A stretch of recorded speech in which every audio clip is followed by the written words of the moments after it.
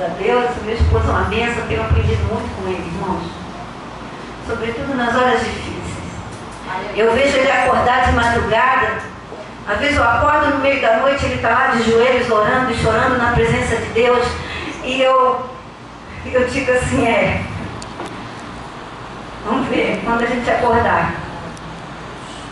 E quando a gente levanta de manhã, irmãos, ele está numa felicidade, como se nada tivesse acontecendo. Aleluia. E eu demorei muito tempo para entender isso. Eu disse, eu não sei o que passa na cabeça do meu marido. A casa está caindo e ele está aqui sorrindo e alegre, feliz da vida. Aleluia. Mas a força dele, irmãos, está nesses momentos que ele passa nas madrugadas. Enquanto muitas vezes eu ainda estou dormindo. E eu aprendi muito assim. Aprendi muito. Muito mesmo, irmãos. Deus colocou muitas pessoas na minha vida. E todas essas pessoas que Deus colocou na minha vida foi para me ensinar o poder da oração. O poder de ter intimidade com Deus. Um marido e uma esposa que não sabem conversar e ouvir um ao outro não pode ter um bom relacionamento. Às vezes a esposa ficou o dia inteirinho dentro de casa, aquela esposa que não trabalha ainda fora, a maioria trabalha fora hoje, né? Mas mesmo que ela trabalha fora, ela quer chegar em casa e contar o que aconteceu, né? Puxa, hoje eu vi lá na rua uma lua. Né? Ela fica tão decepcionada. Ou então ao contrário, né? O marido chega em casa doido para contar uma coisa que ele viu lá fora, uma coisa boa, até uma coisa ruim, sabe-se lá. Mas a mulher já começa assim, ih, você não sabe de onde. O Joãozinho quebrou aquilo, a Mariazinha destruiu a cadeira e o outro ainda rasgou aquele negócio seu lá, aquele livro seu lá. Aí acabou a história, né? Acabou a história e acabou o dia. Não é assim? Mas Deus me ensinou muito nessa área, irmãos. Deus tem me ensinado muito nessa área. E as minhas filhas, quando chega assim, época assim de aniversário, Dia das Mães, Dia dos Pais, elas entram em casa e falam assim, mãe, você é minha heroína. E eu fico assim perguntando ao Senhor, Senhor, quem sou eu? Para ter aprendido tanto com o Senhor. Eu fico olhando para mim mesma e eu digo assim, puxa Senhor, eu não sou merecedora de tudo aquilo que Deus tem colocado nas minhas mãos. Porque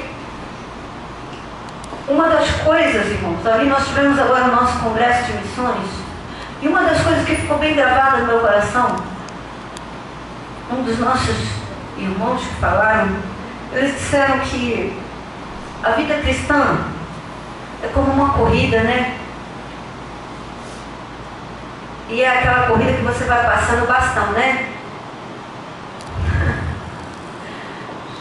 E uma das coisas que sempre me preocupou, irmãos, uma das coisas que eu sempre lutei com Deus, é que, Senhor, um dia eu vou partir, mas eu não quero deixar o meu lugar vazio. Eu quero passar meu bastão. Aleluia. E eu dizia sempre, Senhor, eu não gerei filhos para o inferno. Eu não gerei filhos para o pecado. Eu não gerei. Meus filhos na adolescência passaram por momentos difíceis. Muito difíceis. E eu clamava, eu levantava de noite, eu botava a mão sobre a cabeça deles dormindo.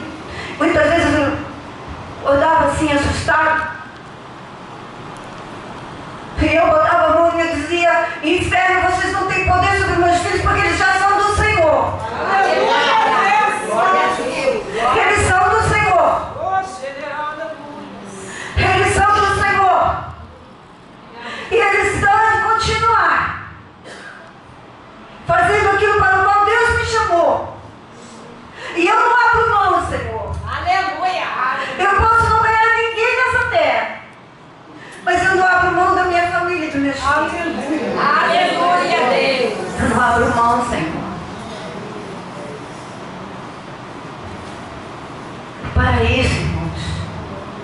Deus me ensinou em Portugal.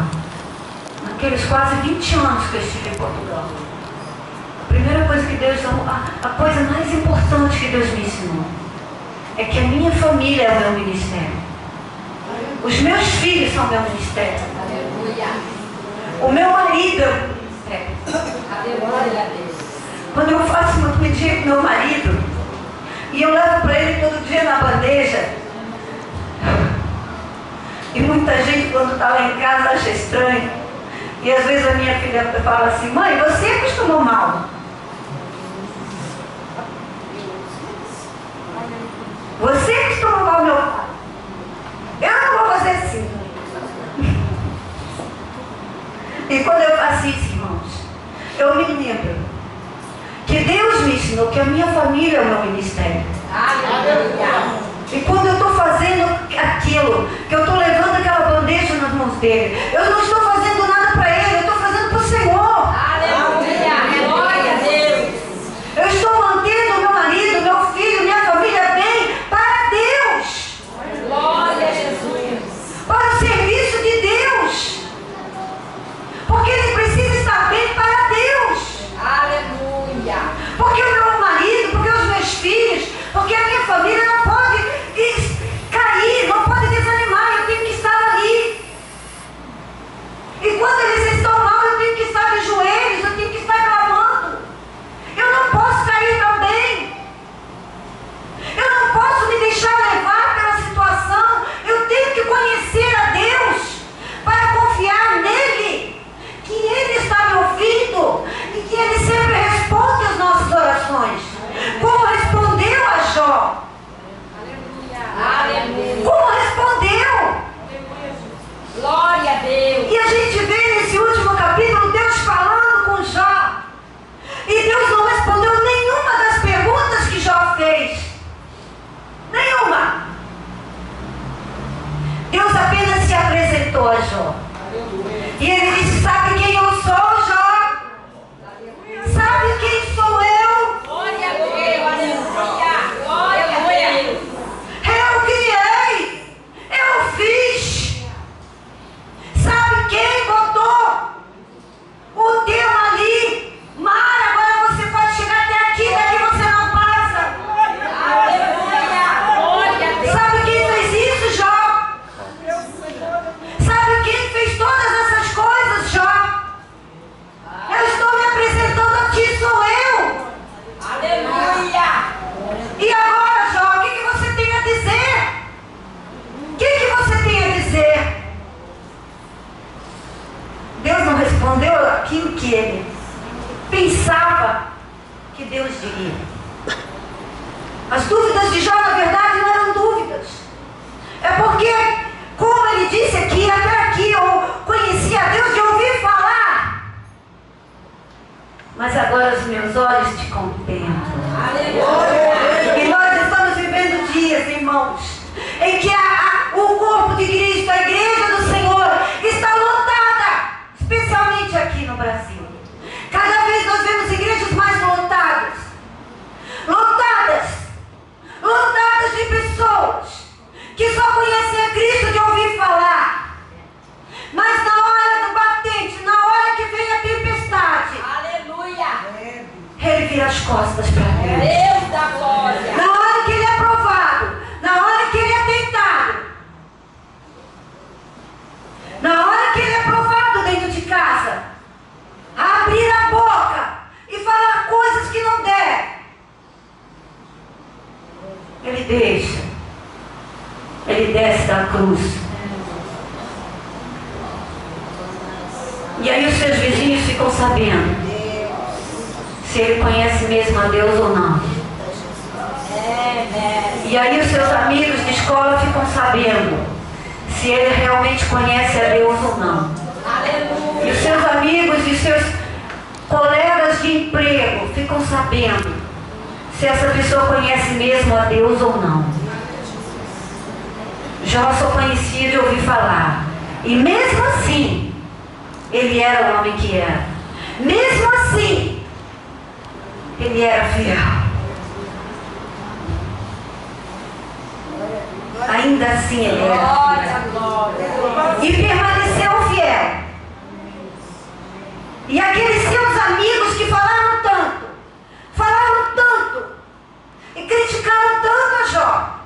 Jó, você está assim porque você pecou, Jó.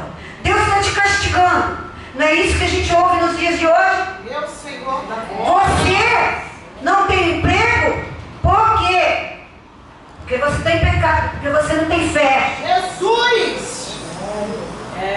Você ainda não foi curado, está doente? Ó, está em pecado.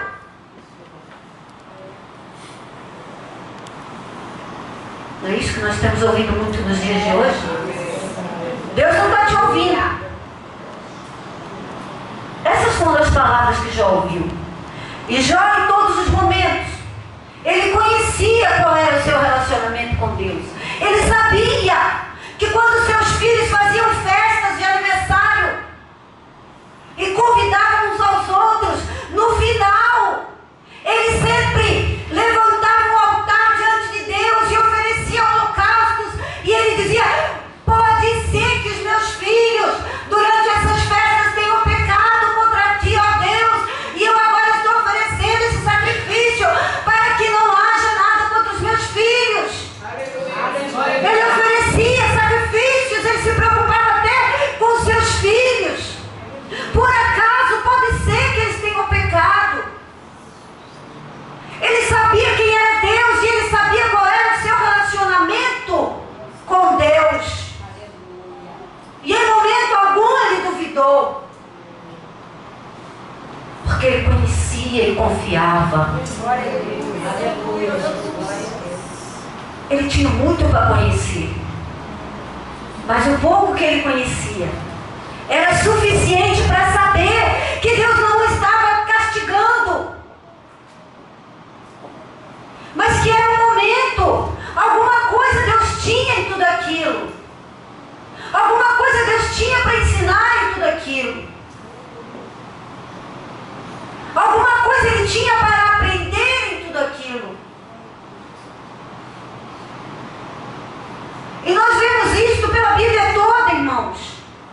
E a palavra de Deus, mesmo no povo de Israel, a gente vê que Deus permitiu que o povo fosse pelo deserto para ver o que estava no coração daquele povo. E nós vemos que eles passaram 400 anos no Egito para se formarem como povo de Deus, que Deus precisava de alguém para ser referência de Deus nessa terra. Aleluia. Para mostrar ao mundo quem é Deus através de nós. E depois daqueles 400 anos, aquele povo ainda demorou mais 400 até conhecer, sempre virando as costas para Deus, sempre se voltando para outros deuses, sempre sendo influenciados por outros deuses. E nós chegamos a um momento do povo de Deus, irmãos, em que o próprio Salomão, o homem mais sábio, nunca houve ninguém mais sábio do que ele, nem antes nem depois dele. E este homem, o homem mais sábio da face da terra, virou as costas para Deus e passou a adorar outros deuses. Onde estava a sabedoria desse homem?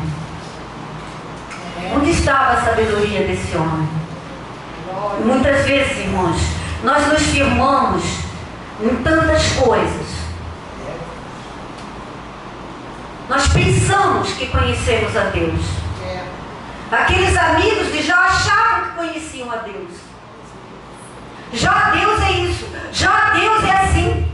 Deus é assim. E todos eles tiveram seu momento de falar. E quando tudo terminou, Deus vira para Jó e fala: olha, Jó, agora você vai orar por esses homens. Você vai orar por eles, porque eles não falaram de mim nada. Nada daquilo que eu sou de verdade. Eles não, na verdade, eles não me conhecem. Não me conhecem. Eles não me conhecem. Eles não sabem quem eu sou. Ora por eles, Jó. Ora por eles. E enquanto Jó orava por aqueles homens, o Senhor mudou a sorte de Jó. O Senhor mudou a sorte de Jó. E deu a ele o dobro de tudo aquilo que ele tinha perdido. E as filhas que ele teve depois disso eram as mais lindas daquela época. Irmãos, ele disse, na verdade, eu falei de coisas que eu não entendia. Foi essa a palavra de Jó. Depois que Deus falou todas as coisas. Eu falei de coisas que eram maravilhosas demais para mim. Eu não tinha que estar falando de nada disso, de coisas que eu não conhecia, que eu não sabia. Quem sabe, irmãos,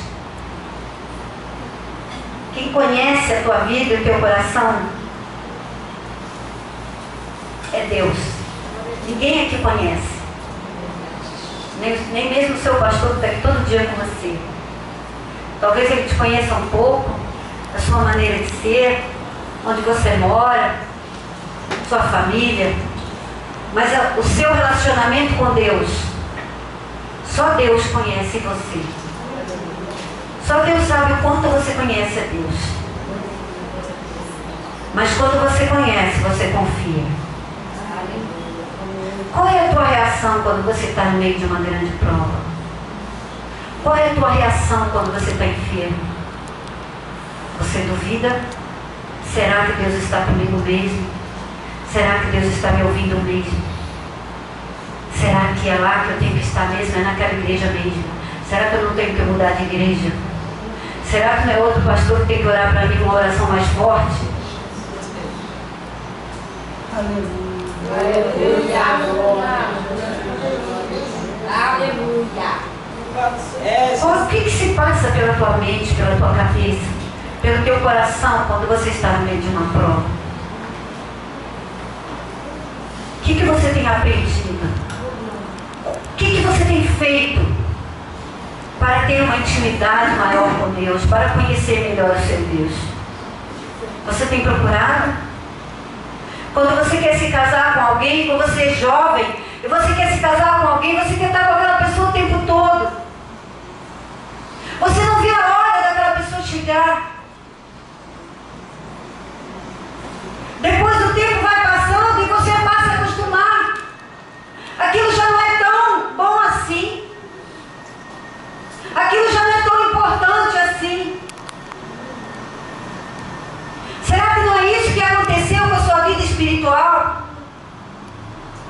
Será que hoje você ainda tem um tratamento com Deus como quando você conheceu a Jesus Cristo? Será que a sua relação com Deus é melhor ou melhorou mais ainda ou tem melhorado cada dia mais? Ou já não é tão importante assim os cultos? Ou já não é tão importante assim dobrar o teu joelho a sós com Deus no teu quarto? E ter intimidade com Deus diariamente na palavra, na leitura da Bíblia diariamente com Deus, todos os dias. Não, eu preciso estar aos pés do Senhor. Eu não posso começar meu dia sem falar com meu Deus. Eu não posso ir para o meu trabalho sem ter o respaldo do meu Deus. Eu não posso começar meu dia com a minha família sem ter o respaldo do meu Deus. E eu não posso terminar meu dia sem agradecer por ter conseguido. Será que você tem sido grata ao teu Deus? Ou você acha que Ele não tem feito o suficiente por você? Glória a Deus. Ou você acha que a morte de Jesus naquela cruz não era suficiente para demonstrar o quanto Ele te ama? Será que todo aquele sangue que Ele derramou naquela cruz, será que aquela coroa de espinho, será que aquele sangue, aquelas lágrimas, aquele suor que se tornou em grandes gotas de sangue naquele jardim, quando Ele dizia: Pai, passa de mim esse cálice, todavia não se faça a minha, mas a tua vontade. Quando Jesus Cristo falava isso, pensando em você, será que isso tudo não foi suficiente para provar a você o quanto Ele te ama? Será que quando Ele carregou aquela cruz não foi suficiente para demonstrar o quanto Ele te ama e se importa com a tua vida? Será que não foi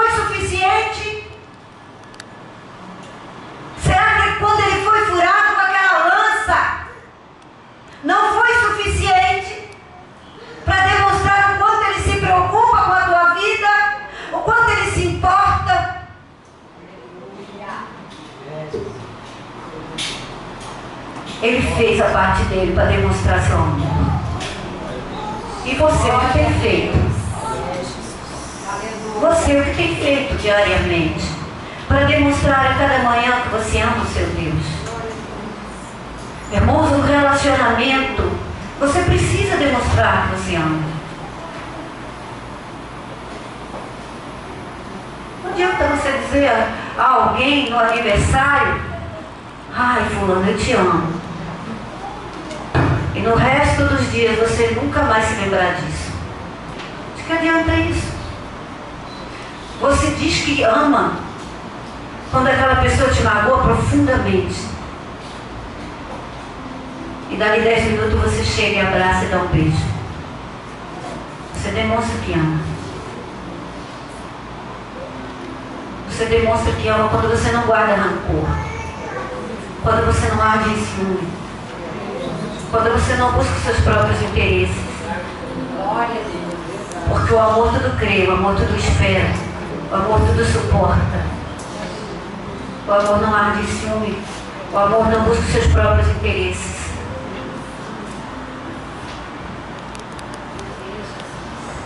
É isso que Jó demonstrou, que ele amava a Deus. Passando por tudo aquilo, sem duvidar em um só momento, de que no momento certo ele disse: eu sei que o meu Redentor vive. E que eu o verei. Que você possa, irmão e irmã. Aleluia. Eu gostaria que você ficasse em pé agora. Aleluia, Deus. Que você possa, ao sair daqui, que esse culto, que esta reunião não seja só mais uma na tua vida. Glória a Deus. Que ao sair daqui você não esqueça esse dia. Mas que você possa, antes de sair daqui, você possa dizer: Senhor, marca a minha vida como tu fizeste com Paulo lá naquela estrada de Damasco, que caíram-lhe as escamas. E ele foi um homem totalmente diferente, que achava que amava a Deus, matava os cristãos achando que estava fazendo um bem a Deus. Ele era um grande religioso. Um homem que aprendeu aos pés do homem religioso mais importante da sua época. Fazia parte do grupo religioso mais seletivo da sua época.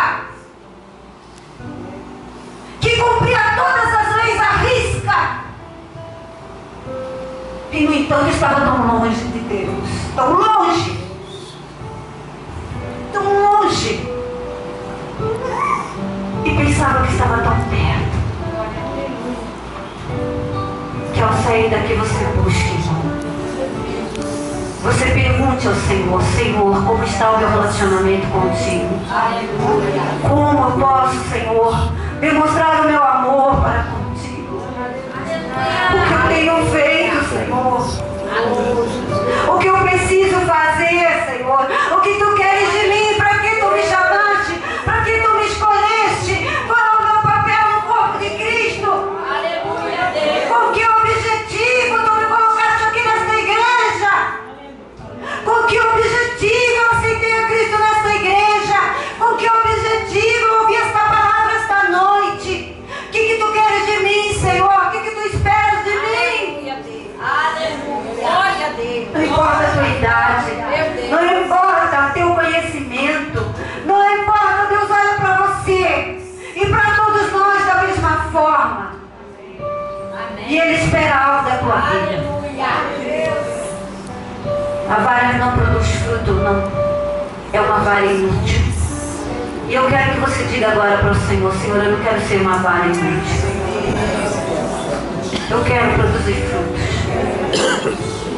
Eu não quero ser um servo inútil que só fez aquilo que o Senhor esperava de mim. A minha obrigação. Eu só fiz a minha obrigação. Por isso eu sou um servo inútil. Oh Deus. Eu quero que você se coloque agora diante do Senhor. Aleluia. Que você diga ao Senhor: Senhor, eu te amo. Senhor, eu te amo. Senhor, talvez eu não tenha